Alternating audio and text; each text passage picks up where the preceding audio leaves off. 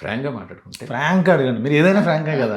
నేను నేను మీరు మన అన్అఫీషియల్గా మాట్లాడుకున్నప్పుడు అన్నీ ఉంటాయి. అది తెలుసా ఇక్కడ మీరు అన్ని నేను ట్రైలర్ ఐటమ్ కూడా రాసినప్పుడు మీరు ఎస్ చూసారు. ఎస్ ఎస్ ఇది అరుంధతి ఛాయలు కనిపిస్తున్నాయి నాకు అనిపించింది.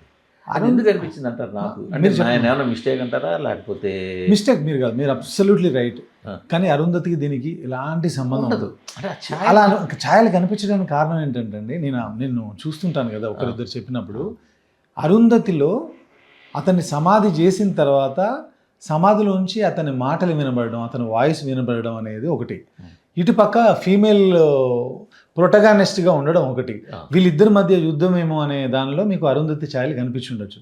కానీ కథ అది కాదు. ఒక ప్రేతాత్మకి ఒక పంచాక్షరి మంత్రానికి మధ్య జరిగే యుద్ధం ఈ సినిమా. పైగా అక్కడ కూడా సోను సూద్ బేస్ వాయిస్ బలమైన వాయిస్ ఉంటుంది. ఇక్కడ కూడా ఇతని మంచి బేస్ వాయిస్ ఉంటుంది. మంచి వాయిస్, మంచి వాయిస్ అవుతుంది. అది అట్లా ఏదో కంపేర్ చేద్దామని పెట్టలేదు, ఈయన వాయిస్ అలా ఉంది. మనకి ఏమనిపిస్తుంది, ఆ వాయిస్ అలా ఉంటుంది, ఫిమేల్ ఓరియంటెడ్. కరెక్ట్. ఆమె కూడా సవాల్గా నీ సంగతి చూస్తా అన్నట్టు ఉండడం. ఇది పక్కా కొన్ని క్యారెక్టర్లు, షియాస్ ఇండే క్యారెక్టర్లు ఇవన్నీ కలిపి అలా అనిపించే అవకాశం ఉంది. మాకు తెలిసింది. See when we are attempting, when we are writing the story, a kind of story రాస్తున్నాం, దీన్ని ఎలా మనం క్యాటర్ చేస్తున్నాం అర్థమైపోతుంటుంది. పోన్లేండి, అది కూడా మీకు అడ్వాంటేజే కదా. ఎందుకంటే ఏమో అడ్వాంటేజ్, ఎన్నో సంవత్సరాలు దాటింది అరుంధతి వచ్చి అనకూడదు. కానీ ఇవాళ అరుంధతి 2 అని ఎవడైనా తీస్తే కనుక ఎగబడతారు. సో దీన్ని విజువల్ ఎక్స్పీరియన్స్ కానీ, సౌండ్ డిజైన్ కానీ, ఆ ఎక్స్పీరియన్స్ కానీ డెఫినెట్గా చాలా బాగుంటుంది. ఇది థియేటర్ ఫిల్మ్ అండి, ఇది ఓటీటీ ఫిల్మ్ కాదు. తమన్నా అంటే మీ లక్కీ హీరోయిన్. మీ సినిమాలన్నింటికి లేటెస్ట్ సిటీ మార ఇది అన్ని సినిమాలు అదే. ఆయన లేకుండా సినిమాలు ఏం చేసాం, ఒకటో రెండో చేసాం.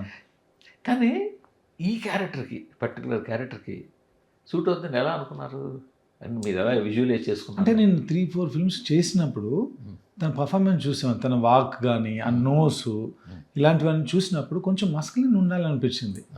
నాగసాధు, శివశక్తి అలా నడుస్తున్నప్పుడు మరీ సాఫ్ట్గా, మరీ గార్జియస్ లుక్స్తో కాకుండా కొంచెం అలా ఉంటే బాగుంటుందేమో. బేసిక్గా నాకు తన ఐసును నోసు ఏదో ఆ నాగసాధులా కనిపించింది. తర్వాత రాసింది తన కోసమే, తీసింది తనతోనే, అంతే. ఇంకోరిని అడిగింది లేదు, ఇంకోరికి స్క్రిప్ట్ రాసి అట్లేం రాసుకోలేదు. అంటే ఒక అండర్స్టాండింగ్, ఒక ఫ్రెండ్షిప్ ఉంది కాబట్టి అట్లేం రాసుకోలేదు.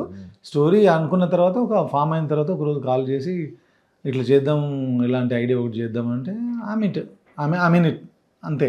ఇంకా అంతకంటే డిస్కషన్ పెద్దగా ఏం జరగలేదు.